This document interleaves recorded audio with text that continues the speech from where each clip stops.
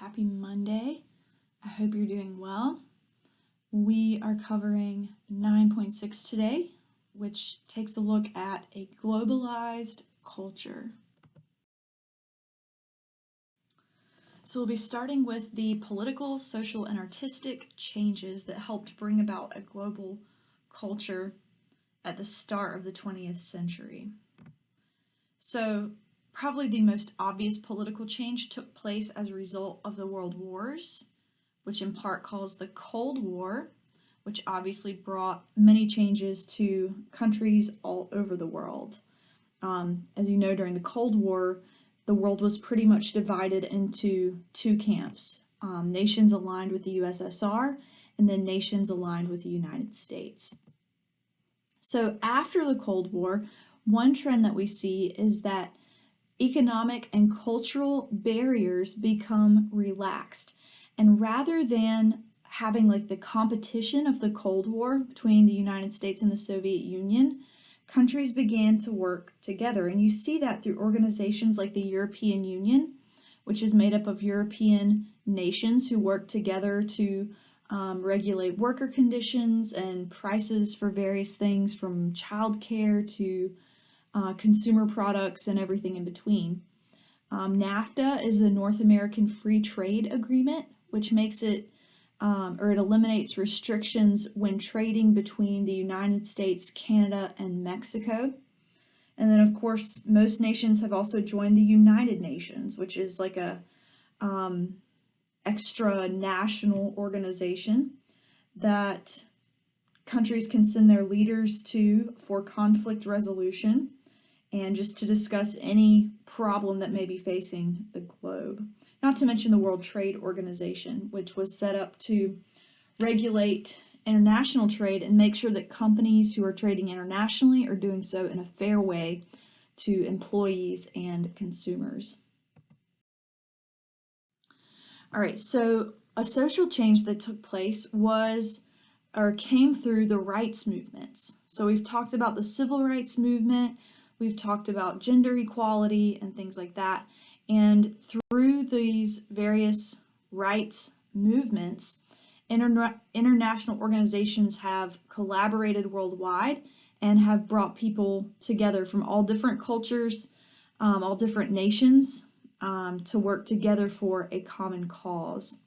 And another thing about the rights movements is that people who were previously unheard were kind of brought into the mainstream conversation. Another social change was that long-held beliefs about humans and the world were challenged, especially after World War I. World War I was devastating, it was terrible, and people had never seen anything like that before, such devastation and loss. And so a lot of the writers and artists and thinkers who came after World War I were very pessimistic, and they shift from looking for certainties in the world to saying, you know what, everything is uncertain. So you have like Einstein coming up with a theory of relativity. Everything's relative. There's really nothing that is certain. And then Sigmund Freud, if you take AP Psych, we'll talk more about Freud, but he investigated the inside of the mind. What goes on deep down in our subconscious, and how does that impact our personality and our behavior? And then another one was Jean-Paul Sartre, and he was a philosopher who said that nothing has meaning. It's kind of like Ecclesiastes, but without the little part at the end where it says, except God. But he said nothing has meaning. Another change to society was the technological development of the 1900s. So think about people who lived in the span from like 1900 to the year 2000 and the different transitions they would have seen, or even from like 1850 to 1950. So going from like horse and carriage to cars to airplanes, going from hand-mailed letters to the telegraph to the telephone, and from newspapers to the radio to television and movies, and later social media. In terms of medicine, we have antibiotics and vaccines. So most of the technological developments of or since 1900 have made life easier for society. And then looking at some of the artistic styles, the artistic changes that have taken place throughout the 19th century. So the people that you see listed here are people who completely abandoned traditional thought. So like in terms of art, in terms of novels, in terms of music, they abandoned like all sense, it seemed like, and embraced a form that was completely like irrational and nonsensical. So there's a style of art called Cubism that was embraced by Picasso. I don't know if you've seen the painting Guernica, but you can imagine, or I'm sure you've seen Picasso's works, but you know that like you look at them and they're hard to make sense of. It looks like a child drew something and there might be some deep meaning behind it, but really like it doesn't look like a typical piece of art. A similar thing was done by some authors during this time. Marcel Proust and James Joyce began to write with this technique called stream of consciousness. So they would write from the perspective of the main character and what was going on in their mind. So I don't know if you've read The Hunger Games, but that's a stream of consciousness book where you start reading and you realize that you're in Katniss's mind. And so for the first time, authors began to use that technique, and it was cool because you could kind of get inside of the mind of the main character, and that form had not really been used before. And then Arnold Schoenberg was a musician.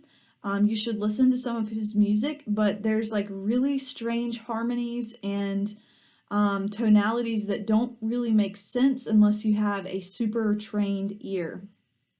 And then one of the coolest cultural things that happened in the 20th century was the Harlem Renaissance. And this took place in Harlem in New York. That is why it's named that. And this is one of the most famous cultural things of the 20th century, but this was a revival of African American culture. And they too wanted to distance themselves from how people traditionally viewed African Americans. And so out of Harlem came this new generation of musicians and social activists and writers who began to write with this new like African pride type style. Another really significant thing that came out of this was jazz. Jazz music emerged from this and became, our book says, a quote, international language. But jazz became something that was celebrated worldwide. All right, so consumerism and pop culture. So pop culture is something that is shared by everyone. Popular culture. And so there are a couple of means throughout the 1900s that have made pop culture possible. The first one was the radio. So like news programs and different like listening programs that became available on the radio were listened to throughout every home that had a radio. So this became like mass consumption of culture. People, for the very first time, are hearing and are listening to the same shows. And so, you know, everybody goes home from work, they listen to the same radio program, and then the next day they come in and discuss it. Prior to that, there really wasn't a form of mass culture other than like a newspaper. So the radio, and then of course later the television comes along. People are watching the same TV shows. They are seeing, you know, the president deliver like an inaugural address or a war declaration or something like that. And then obviously social media is the most recent form of pop culture that is shared by everyone. So these types of media seem like they're free, but they're not. They are paid for by commercials. And so even going back to the radio programs were paid for by commercials, by marketing agencies. And so for the first time, with this mass consumption of radio material and radio programs, people are hearing about all of the same products. And there's this interest in consumer products that leads to an age of consumerism. So the consumer is a customer. It's just a person who buys something. So like if a consumer is like a person who consumes a product. So if I buy a car, then I am a car consumer. And so pent up demand from World War II, that simply means that when people came back from World War II, they were ready to spend money. They were ready to buy a house, they were ready to buy a car, they were ready to buy whatever the newest like microwave or vacuum cleaner or stovetop oven, whatever it was, people after World War II came home ready to spend money. And so this and the commercials led to this age of consumption. People just massively consuming product after product. So another thing that results from this pop culture is Americanization. And this is simply the dominance of US culture. People loved US culture. They bought products from the United States. They watched television shows and movies from the United States. They listened to bands from people who from the United States. So Americanization is just the dominance of US culture. Some people criticize US culture. They called it a throwaway culture. And what this means is they felt like the United States just threw everything away. So like literally threw it away. So like the waste, all of the products that they were consuming, they just threw away the packaging. They didn't recycle. They're burning their fossil fuels, which run their cars and things like that. So people objected to Americanization because they felt like it was wasteful and that it was damaging the environment through pollution. All right, also a result of this was that English became a lingua franca. That's a AP Human Geography term, but a lingua franca, this is a language that is used to communicate between people who speak different languages. Meaning English became a whole lot of people's second language. So if there was someone from India and someone who from France who met in an airport, likely they would communicate with each other in English. And so English became a second language for a whole lot of people. As a result, call centers were set up in these places, like in India and the Philippines, where they had an educated population of people who spoke English and who were willing to work for less money. And so companies have set up all sorts of call centers in India and the Philippines because there's such a large number of fluent English speakers there who are willing to work for low wages. All right, so another effect of this is that global brands have emerged. Apple, Nike, Rolex, Amazon, Google, Toyota, Microsoft, Facebook. These are brand names that are known globally.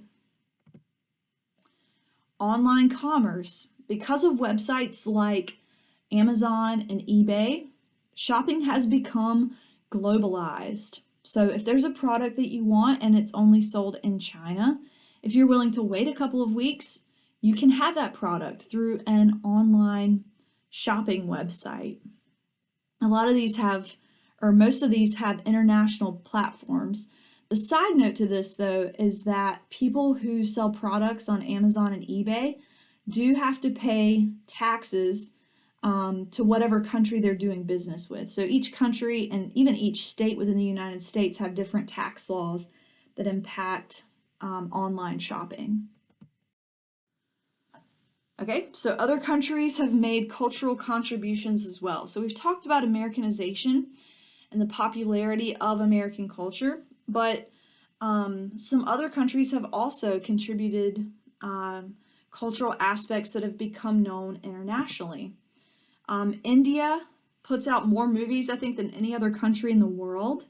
And so there's a film industry in Bombay or in Mumbai that's called, they're now called Bollywood. So like Hollywood with a B for Bombay. I don't know if you've seen any Bollywood movies or not, but they have Indian actors. But Bollywood is popular worldwide, and they use a blend of different film styles. Anime. So this is a style of Japanese hand-drawn animation. And in 2016, 60% of the world's animated TV shows were based on anime, which came out in the 80s or was popularized in the United States in the 80s through the movie Akira.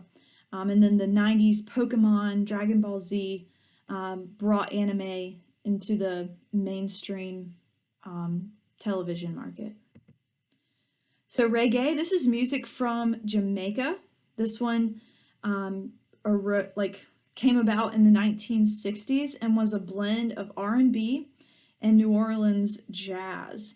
And so this is associated with Rastafarian culture, which celebrates Pan-Africanism. Pan-Africanism, which we've talked about previously, just celebrates African culture. So whether you are an African person in Ghana, or you're an African American living in New York City who was, a descendant of a slave or something like that, it celebrates African culture for all Africans. Bob Marley was probably the most famous reggae artist. And then K-pop. I'm going to admit that I've never heard of K-pop until I read this section in the book, but this is a style of Korean music which I'm hands down going to look up after I finish making this video. But apparently it's so popular that the government has actually invested in K-pop or Korean pop concerts and tours. So this has been popularized through YouTube and Vimeo. So go look that up because that's what I'm going to be doing as soon as I'm done. Social media sites like Facebook, Twitter, Snapchat, TikTok have connected people like never before. Even like 15 years ago, there's a ton of people in Rocky Mount that you would have never crossed paths with, but because of these social media sites, you at least know who they are and can keep up with them if you so desire. Global sports. So the modern Olympics started in 1896, and just reflecting this desire for internationalism or globalism, where nations came together to compete with one another. And this has only grown in popularity. In 2016, the Brazil Olympics had 3.6 billion viewers worldwide. That's like half of the world's population watched the Olympics. The World Cup. So soccer is the most popular sport in the world. We know that because more people watch the World Cup than any other single sports event in the world. The NBA is also pretty popular. People like Michael Jordan, LeBron James have become international celebrities. And so these people watch the NBA from around 30 countries or territories worldwide. Also, more recently, sports have become more available to women, even Muslim women, who are able to participate in hockey and weightlifting and figure skating and volleyball and soccer, even while wearing the hijab. All right, that's all. I've talked for 18 minutes now, so I'm gonna let you go. Don't forget to send me a picture of your notes.